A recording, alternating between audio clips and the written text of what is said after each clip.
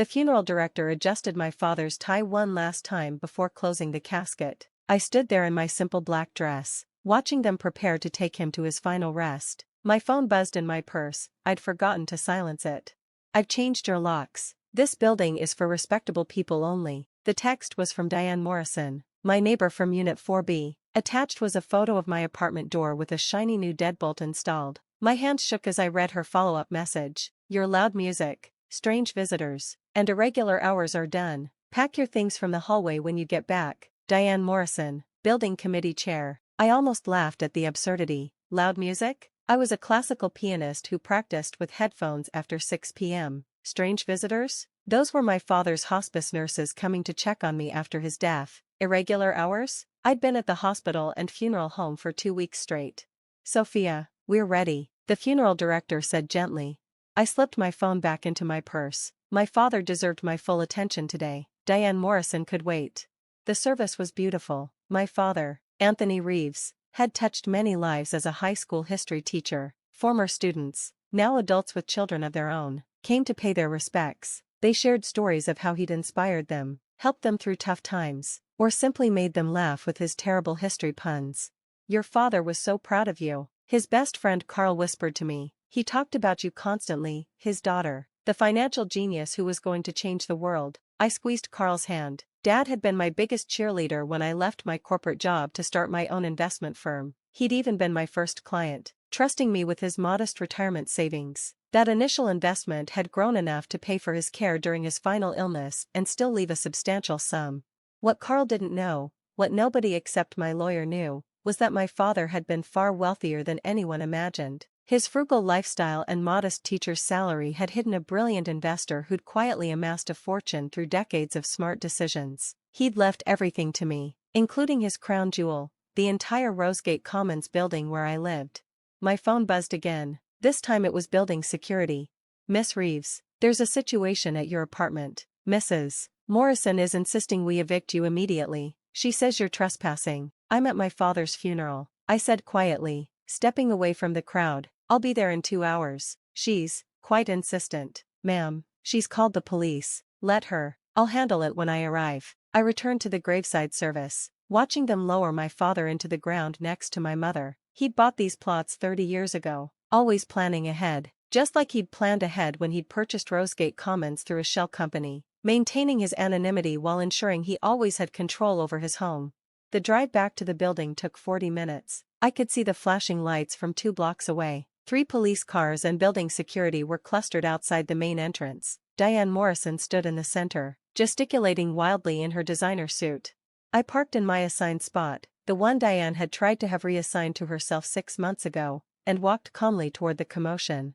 "There she is," Diane shrieked. "Arrest her, she's trespassing." Officer Bryant, whom I recognized from previous building disputes, looked tired. "Ma'am, we've been through this. She's a legal resident. You can't just change someone's locks." "I'm the building committee chair. I have the authority to remove disruptive tenants." "No, you don't," I said quietly. Everyone turned to look at me. Diane's face flushed. "You have some nerve showing up here dressed like that." She gestured at my funeral attire with disgust. "Trying to manipulate everyone with your sob story. Well, it won't work. I know what you really are, a woman who entertains men at all hours, plays that awful music, and brings down our property values." The men were hospice nurses. "The music is Chopin, played through headphones. And as for property values," I pulled out my phone and opened the email from my lawyer. Building Security Chief James approached me with obvious relief. "Miss Reeves, I'm so sorry about this. I tried to explain to Mrs. Morrison that she has no authority to change locks, but it's all right. James, I know you were just doing your job." I turned to Officer Bryant. "I'd like to file charges for breaking and entering, theft, and harassment." Diane laughed shrilly. "You can't file charges against me. I'm the building committee chair. I've lived here for 15 years. You're just some nobody who moved in 2 years ago." "Actually," I said, pulling up the deed transfer on my phone, "as of yesterday, I'm the owner of Rosegate Commons, the entire building." The silence was deafening.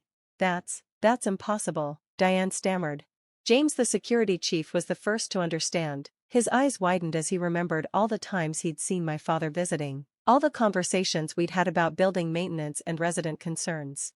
"Mr. Reeves was your father," he said softly. "Anthony Reeves." He owned the building through AVR Enterprises. I nodded. He passed away 2 weeks ago. The building transferred to me upon his death. No, Diane whispered. No, the owner is some foreign investor. Everyone knows that. Everyone was wrong. I said, my father bought this building 35 years ago. He lived in Unit 6A for 10 years before moving to the suburbs to be closer to the school where he taught. He kept his ownership private to avoid conflicts of interest with residents. Officer Bryant was checking something on his tablet. It's all here. Public records show the deed transfer from AVR Enterprises to Sophia Marie Reeves, filed yesterday. He looked at Diane with poorly concealed satisfaction. Ma'am, you broke into your landlord's apartment. Diane's face went from red to white to green in the span of seconds. I didn't know. You didn't care to know. I corrected. For 2 years. You've harassed me. You've filed false complaints about noise when I practice piano with headphones. You've called security when my father's nurses came to check on me. You've tried to have my parking space reassigned, my storage unit relocated, and my mail held.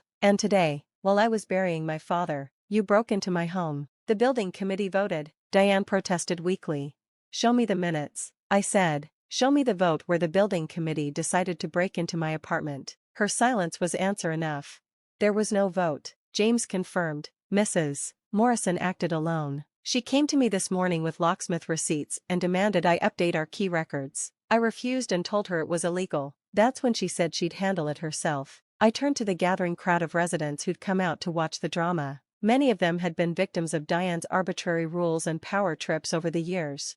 As the new owner of Rosegate Commons, my first official act is to dissolve the current building committee. We'll hold new elections next month, with proper bylaws and limitations on authority. A cheer went up from several residents. Mrs. Chen from 3C actually applauded. Diane looked around wildly for support but found none. Even her usual allies, the Pembertons from 4A, were avoiding eye contact. Mrs. Morrison, Officer Bryant said, I need you to return Miss Reeves' keys immediately. I threw them away, Diane admitted. I didn't think she'd need them anymore. Then you'll need to pay for an emergency locksmith to restore her access tonight, the officer said. And you'll need to come with us to the station. You're arresting me? Diane shrieked. But I'm respectable. I'm on the hospital board. My husband is a partner at Morrison, Klein, and Associates, and you're also someone who broke into another person's home, Officer Bryant said, pulling out handcuffs. Turn around, please, as they led Diane away. She kept protesting about respectability and property values and the natural order of things. The other residents dispersed slowly, many stopping to offer condolences about my father and apologies for not standing up to Diane sooner. James stayed behind. Your father would be proud of how you handled that, he said. He always said you had a gift for staying calm under pressure. You knew him well? We played chess every Sunday morning in the lobby for 20 years. He never mentioned owning the building, but he always asked detailed questions about maintenance issues and resident concerns. Now I understand why. James paused. He talked about you constantly, said you were brilliant but too humble for your own good. Guess he was right. I had no idea you were the Sophia Reeves from Reeves Capital Management. I smiled sadly. He insisted I make my own way, not trade on his connections. I didn't even know he owned this building until last week when the lawyer read his will. What are your plans for it? Honor his vision, I said. He believed in community, in people taking care of each other. Diane turned the building committee into her personal kingdom. We're going to fix that. The locksmith arrived within an hour, and I finally entered my apartment. Everything was as I'd left it that morning except for a pile of my belongings that Diane had already removed, stacked haphazardly by the door. My father's photograph, the one I kept on the entry table, had been knocked over and the frame cracked. I picked it up carefully, looking at his smiling face. Well, Dad, I think I handled that with the grace and dignity you always preached, though I'm not sure having someone arrested counts as graceful. My phone rang. It was my lawyer. Sophia, I heard about the incident. Building security called me. Are you pressing charges? Yes. She needs to face consequences. Good. I've already fielded 3 calls from her husband's law firm trying to make this go away. They're offering to pay for damages and issue a formal apology. Not good enough, I said. She terrorized residents for years, using her position to bully anyone she deemed unrespectable. It ends now. The next morning, Diane's arrest made the local news. Building committee chair arrested for breaking and entering wasn't the headline she'd probably imagined when she woke up yesterday. Her husband's law firm issued a statement distancing themselves from her actions. But the real vindication came from the other residents. Mrs. Chen from 3C knocked on my door with homemade soup and a story about how Diane had tried to fine her for hanging a traditional Chinese blessing on her door. She said it wasn't in keeping with the building's aesthetic. Mrs. Chen explained, but it was a gift from my grandmother. Tom and Mark from 2F shared how Diane had tried to prevent them from adopting a child, claiming two men raising a baby would disturb the peace. They'd fought her for months before giving up and looking for another place to live. "Please don't make us move," Tom said. "This is our home. Nobody's moving," I assured them. "In fact, if you're still interested in adopting, my father's will included provisions for family-friendly renovations to the building. We're adding a playground and child-proofing the common areas." The stories kept coming. Diane had denied a wheelchair ramp request as unsightly. She'd rejected a therapy dog as disruptive. She'd even tried to evict a young teacher for having students visit for tutoring, claiming it was running a business from home. Each story strengthened my resolve. My father had bought this building to create a community, not a kingdom for petty tyrants. The criminal case moved quickly. Diane's lawyer tried to argue it was a civil matter between landlord and tenant, but the prosecutor, who happened to live in a building with a similar HOA horror story, disagreed. Mrs. Morrison used her perceived authority to commit breaking and entering. The prosecutor argued she destroyed property, attempted theft, and showed premeditation by arranging the locksmith in advance. The fact that she chose to do this while Miss Reeves attended her father's funeral shows particular cruelty. Diane pleaded no contest to misdemeanor breaking and entering. She was sentenced to probation, community service, and ordered to pay restitution. The judge also issued a restraining order preventing her from holding any position of authority in any residential building for 5 years. But the real consequences came from the civil suit. My lawyer was thorough, documenting years of Diane's discriminatory actions as building committee chair. The hospital board quietly requested her resignation. Her husband's law firm suggested she take an extended sabbatical from their charitable foundation work. The building newsletter, which Diane had controlled with an iron fist, published its first free edition in years. The headline, "New Beginnings at Rosegate Commons." It featured interviews with residents about their hopes for the building's future and a tribute to my father, the secret owner who'd protected them from the shadows. I found evidence of his protection everywhere. Rent increases that Diane had pushed for had been mysteriously rejected by ownership. Renovation requests she'd denied had been quietly approved and funded. Every time she'd tried to evict someone for arbitrary reasons, the management company had found reasons to delay or deny her request. "Your father was a guardian angel," James told me. "Now I understand why he always seemed to know when someone was struggling." 6 months later, Rosegate Commons was transformed. The new building committee, elected fairly, included Mrs. Chen, Tom and Mark, and a rotating seat for newer residents. We'd installed the playground, added the wheelchair ramp, and created a community garden on the roof. Diane's unit went on the market after her divorce was finalized. Her husband, mortified by the scandal and furious about the impact on his firm's reputation, had left her for a younger associate who actually was everything Diane had accused me of being. The irony wasn't lost on anyone. I approved the sale to a young couple. She was a social worker. He was a freelance artist. Exactly the kind of unrespectable people Diane would have hated. They loved the building's new community spirit and immediately joined the gardening club. On the first anniversary of my father's death, we held a memorial in the lobby. Residents shared stories of his kindness, how he'd secretly paid for groceries when someone was struggling, how he'd arranged job interviews for unemployed residents through his teaching connections, how he'd made everyone feel welcome regardless of their background. He never wanted credit, Mrs. Chen said, just wanted to help. I stood before his portrait, which now hung in the lobby with a plaque, Anthony Reeves, teacher, neighbor, friend, a man who believed in community. My phone buzzed with a text from an unknown number. I almost ignored it, then recognized the area code. It was from the state where Diane had relocated. "I heard about the memorial. I'm sorry for everything. Your father was a good man, and you're a worthy successor. I was wrong about what makes someone respectable. DM. I didn't respond. Some bridges, once burned, don't need rebuilding, but I hoped she'd learned something from the experience.